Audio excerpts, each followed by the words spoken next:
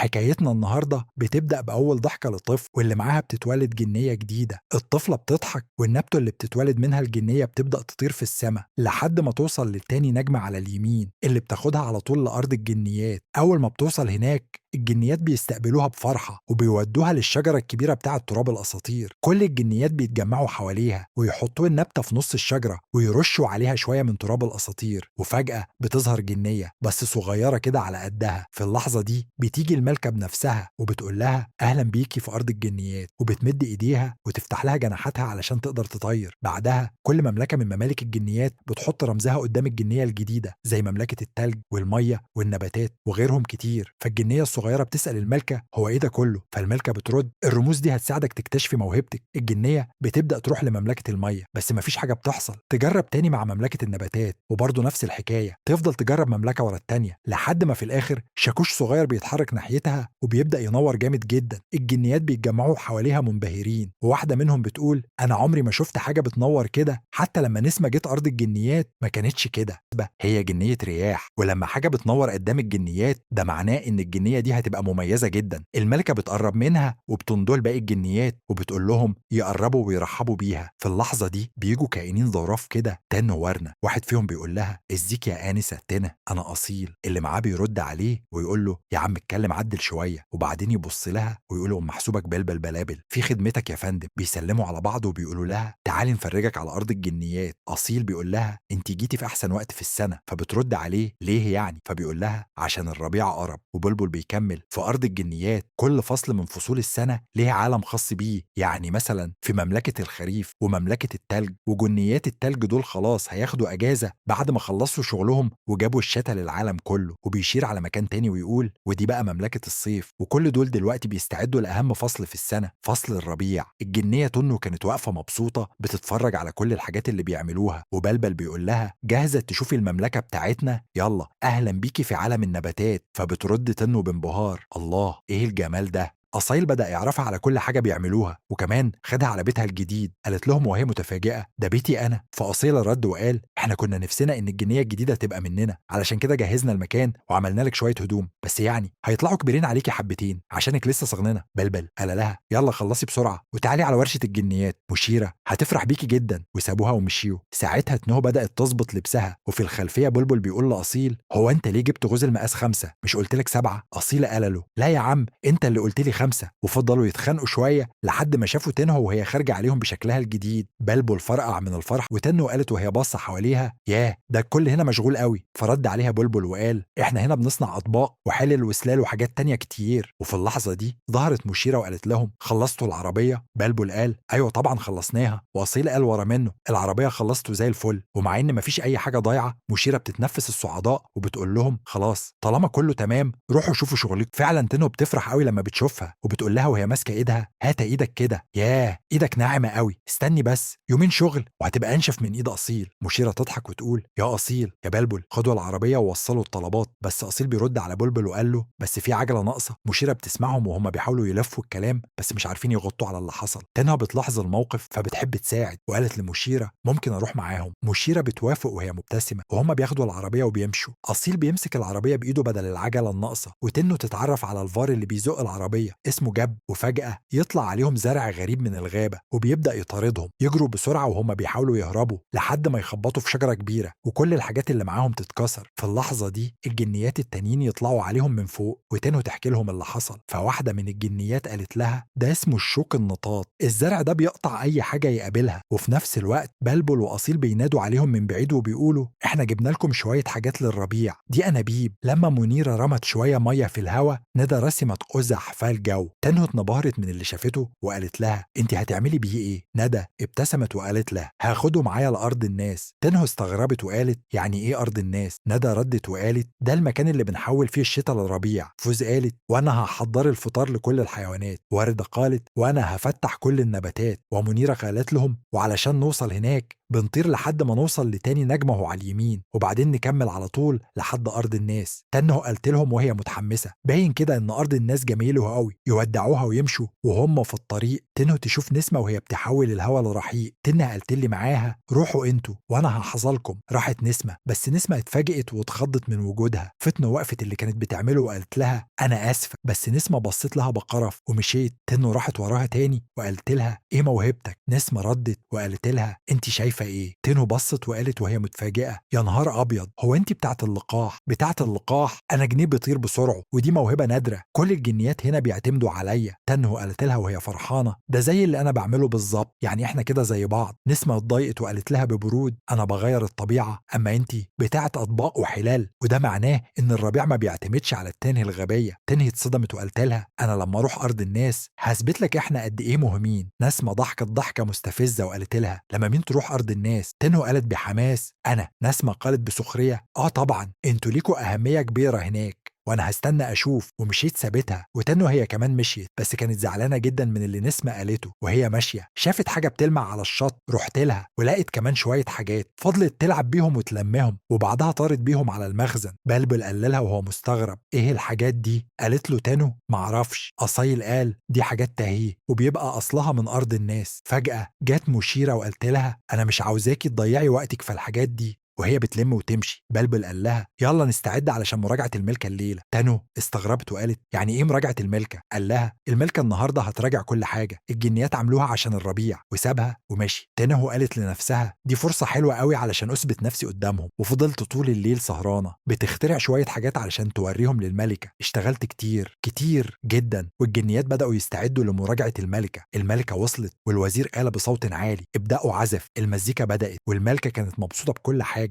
الوزير قال لها اول ما ظهور الظهر تتفتح هناخد الربيع لارض الناس. فجاه تنو قطعت كلامهم وقالت انا نسيت حاجه. الوزير قال لها لا. قالت له تنو وهي فرحانه كويس انا اخترعت شويه حاجات علشان الجنيات يستخدموها في ارض الناس. الكل استغرب وبص عليها. وتنو طلعت اول اختراع، حطت بندق وفضلت تدوس عليه، بس البندق طار من الاله وراح خبط في السنجب. قالهم وهو بيحاول يفهم يعني عشان انا غلبان تعملوا فيا كده؟ الوزير حاول يوقفها وقال لها كفايه كده شكرا، لكن الملكه قالت له سيبها تكمل. تنو طلعت الاختراع التاني وقالت لهم ده رشاش للورد، شغلته بس فجأة رش المية كلها على الوزير وغرقه. وكانت لسه هتكمل لكن الملكة قالت لها بهدوء هو محدش قالك؟ تنو استغربت وقالت قالوا لي ايه؟ الملكة قالت الجنيات بتوع النات ما بيروحوش ارض الناس، كل الحاجات دي بتعملها جنيات الطبيعة. تنو اتصدمت وسكتت شوية وبعدين قالت عادي انا كده كده ما كنتش اعرف اروح. نسمة كانت واقفة من بعيد فرحانة قوي وبتضحك في سرها. الكل كان زعلان على تنو وهي رجعت للمخزن حزينة وقالت للمشيرة نسمة عندها حق النات مالهمش لازمه وعشان كده احنا ما بنروحش ارض الناس. مشيره بصت لها وقالت لها انت مش جنيه نور ولا ميه ولا حيوانات، انت تنو ولازم تكوني فخوره بده. وكملت كلامها وقالت ولما تقدري تكبري ورده ولا تمسكي النور ساعتها بس تقدري تروحي ارض الناس. وسابت تنو ومشيت. تنو فضلت واقفه بس المره دي مركزه وعجبتها الفكره. وتاني يوم كل الجنيات راحوا لشجره تراب الاساطير علشان ياخدوا شويه تراب يروحوا بيه لارض الناس. واللي كان بيديهم التراب كان تميم هو اللي بيوزعه. تنو بتروح لهم والكل بيتفاجئ علشان كانوا فاكرينها لسه مكتئبه. تنو قالت لهم انا مش لازم ابقى واحده من التانت، انا عايزه اغير موهبتي، يعني مثلا ابقى جنيه ميه او نور او اي حاجه تانية. الكل اتصدم وقالوا لها مفيش حد هنا بيغير موهبته. تنو زعلت جدا وقالت لهم انتوا بتعملوا حاجات جميله قوي وانا بعمل شويه حلل وخلاص. ندى قالت لها انا هساعدك. فوز كملت وقالت وانا كمان، وقرروا كلهم يساعدوها. ندى خدتها على المية وقالت لها اول واسهل حاجه ممكن تتعلميها هي قطرات الندى على شبكه العنكبوت. باقي الجنيات كانوا بيشجعوها وندى قالت لها بصي هتمسكي قطره الندى كده وترصيها بالطريقه دي. تنو بتحاول لكن القطره فرقعت في ايديها. ندى قالت لها بهدوء اهدي انت هتنجحي. تنو بتحاول تاني ومره كمان وثالثه لكن برضه بتفشل وما بتعرفش تعملها، فبتمشي وسايبه القطره على الشبكه. القطره بتنزل تاني وبتخبط في باقي الجنيات. في نفس الوقت بلبل وصيل كانوا بيشتغلوا. وصيل حط البتاع دي في ودنه علشان كان بيصدع، وبلبل بياخد باله ان تنها ورانه مش موجودين، فبيقول له يا اصيل ما شفتش تنها ورنه؟ اصيل بيرد عليه بكل هدوء يا رب يا عم نخش الجنه. بلبل يستغرب. تنها يرد اصيل تاني لا يا عم مش عاوز حنه، تيجي مشيره وتقاطعهم. فين تنها ورنه؟ بلبل يتلخبط. راحت مع جبنه تجيب شويه حاجات. جبنه تسمع اسمها وتقول في حد ناداني. فبلبل يحاول يعدل الكلام لا قصدي راحت تجيب جبنه. في الناحيه التانيه منيره بتحاول تعلم تانو ازاي تبقى جنيه نور. بتقول لها بصي امسكي النور كده وحطيها هنا. بيروحوا للبق اللي مستنيين النور. منيرة ترمي لهم شوية فوشهم ينور. البق دول بيكونوا متحمسين ومستنيين النور يجي من تنو. تنو بتحاول تمسك النور بس للأسف مش بتعرف. منا تتقرب تساعدها لكن تنو ترفض. الكل بيبدأ يتحرك لكن تنو تقول فجأة استنوا مكانكم، وتفضل تضرب في الحاجة اللي في ايدها لحد ما النور يخرج. النور يبدأ يلف ويخبط في كل حتة ويطير حواليهم لحد ما يلزق في بقى تاني. يضحك الضحكة دي. يوم مشيرة تروح لتنو وتقول لها أنا عارفة أنت كنت فين بالظبط، أنا كان عندي أمل كبير فيكي يا تنا، وبتسيبها وبتمشي. بلبل يروح لتنا وبيقول لها اسمعي كلامها عندها حق. تنو ترد عليه متضايقة ليه؟ علشان أفضل أعمل كده طول حياتي، أنا مش عاوزة أبقى تنو الغبية. الكل بيزعل وتنو تبص لهم وتقول أنا ما كنش قصدي، وبتسيبهم وتمشي. تنو تروح لفوز علشان تتعلم تبقى جنية حيوانات. فوز تقول لها أول درس أهم حاجة تبتسمي وتخليهم يثقوا فيكي، وبتشاور على عصفور صغير أنا هعلم الكبير وأنت ساعدي الصغير. تنو تروح ناحيته تحاول تهديه بس العصفور بيكون مرعوب. تنو تحاول تهزر وتقول له ايه رأي حضرتك في السويد؟ مش بتفكر ترفرف شوية؟ العصفور يرد عليها بخوف لا مش بفكر. تنو تضحك وتقول انا قلت كده برضه، كل اللي عليك تعمل كده كده بس، وتلف قدامه. لكن وهو بيحاول بيقلدها جناحه يلف غلط. تنو تحاول توقفه استنى خلى بالك من جناحك، بس يفاجئها ويعضها. تنو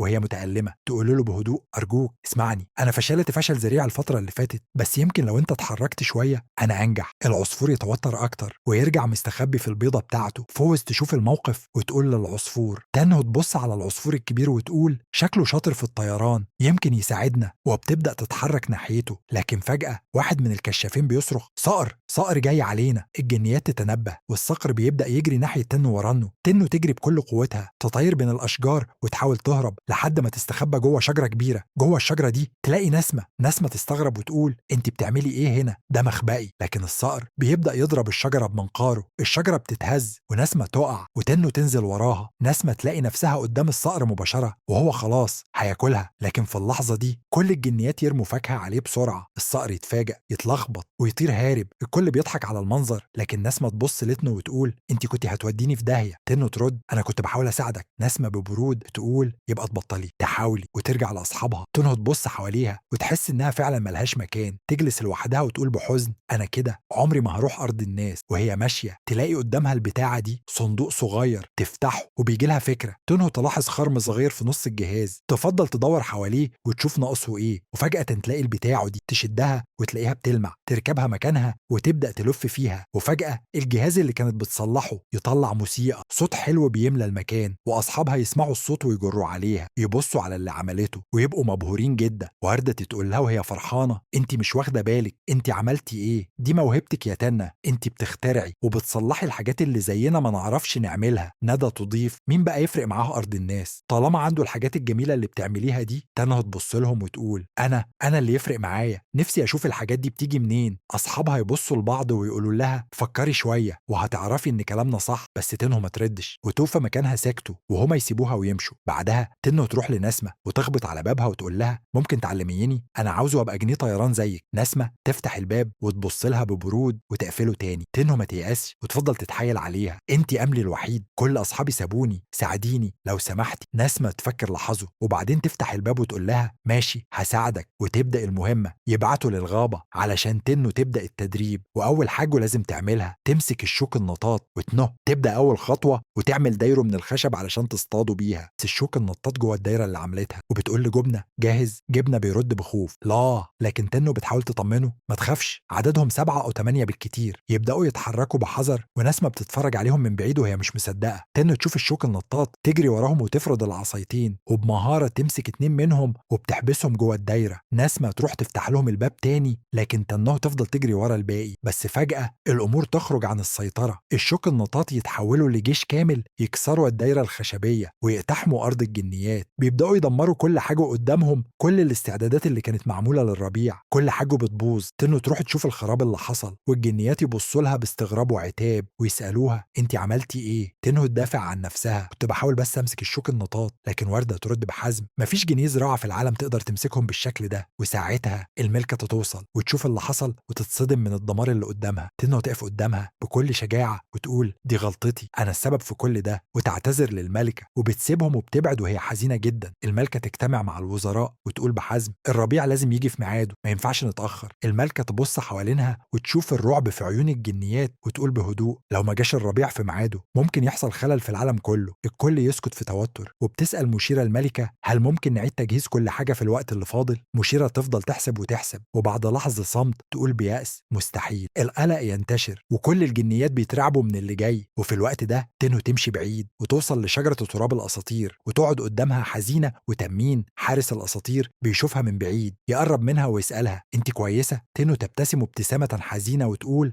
أنا كويسة، بس جيت أخد شوية تراب أساطير علشان أغيب شوية. يسألها قد إيه يعني؟ تنه ترد بهدوء للأبد. يستغرب تميم ويقول ياه دي فترة كبيرة جدا. يدي لها تراب الأساطير وتنو تقول شكرا يا تميم. يتفاجأ تميم ايه ده، هو انت عارفة اسمي؟ تنو تضحك بخفة طبعا، فيقول لها أنا قصدي يعني أنا مجرد حارس أساطير مش مهم زي باقي الجنيات. تنو تبص له باستغراب وتقول له بإصرار ايه الكلام ده، انت غالبا أهم واحد في أرض الجنيات، من غيرك مفيش سحر، لازم تكون فخور بموهبتك. يبتسم تميم أخيرا ويقول طب ما أنا فخور. تنه تفهم الرسالة اللي عايز يوصلها وتسكت لحظة وبعدين تقول أنا لازم أمشي، وترجع تنه للمخزن وتقعد قدام اختراعاتها حزينة، حست إنها فشلت وحلمها بالوصول لأرض الناس بيبعد عنها أكتر وأكتر. نسمة تقف قدام تنه وتقول أنا ساعدتك أنت. تنه تتفاجئ وتسألها ساعدتيني إمتى؟ نسمة ترد وصوتها فيه غضب مكتوم لما كنت محتاجة تتعلمي الطياري أنا اللي وافقت أعلمك رغم كل حاجة، ورغم إنك خربتي كل حاجة بعدها. الكل يسكت والتوتر يعلى بينهم، بس تنه تاخد نفس وتقول أنا فعلا خربت كل حاجة، بس على الأقل بحاول أصلح، بحاول أعمل أي حاجة تفيد. تبص تنه حوالينها على كل الجنيات وتقول بصوت عالي أنا عندي خطة، لو ساعدتوني نقدر نجهز الربيع قبل ما يتفتح الزهور بكرة. أنا هبني آلة تخلي كل حاجة أسرع، بس محتاجة كل واحدة فيكم. الملكة تبص لتنه وتسألها بهدوء واثقة إنك تقدري؟ تنه ترد بكل حماس واثقة. لحظة صمت تمر وبعدين نسمه تتقدم وتقول وهي بتبص في عيون تنه هساعدك. وبتبدأ تنه توضب مخزنها وتلم كل اختراعاتها وأدواتها، وكل الجنيات بتساعد بيلونوا ويرتبوا ويجهزوا، وكل حاجة ماشية بسرعة. نسمه وجبنه وبلبل ومنه الكل بيشتغل كأنه فريق واحد. والمفاجأة الآلة اللي عملتها تنو بتشتغل، وكل شغل الربيع بيخلص في وقت قياسي وأصيل. وهو بيدور على الحاجات الضايعة لقى اللعبة اللي تنو كانت صلحتها قبل كده، وتنو بدأت تخترع حاجات تسهل الشغل على الجنيات. الملكة جات ووقت ظهور الزهور اتفتحت كلها وبصت للكل وقالت لتنه ورنا انتوا أنجزتوا الربيع. بس تنو جريت على مشيرة وقالت لها شكرا، وبعدين راحت تشكر الملكة. وهي ماشية تمين جالها ودالها شوية من تراب الأساطير، شكرته هو كمان وبدأت رحلتها لأرض الناس. بلبل وأصيل كانوا شايلين اللعبة وطايرين بيها، وتنو كانت في منتهى السعادة. أول ما وصلوا لأرض الناس تنو كانت مبسوطة جدا من كل اللي شافته. الجنيات بدأوا يجيبوا الربيع معاهم، صحوا الحيوانات والتلج بدأ يسيح، وأنا كانت شايفة كل اللي بيحصل ومش مصدقة. وفعلا الجنيات قدروا ينقلوا الربيع لأرض الناس.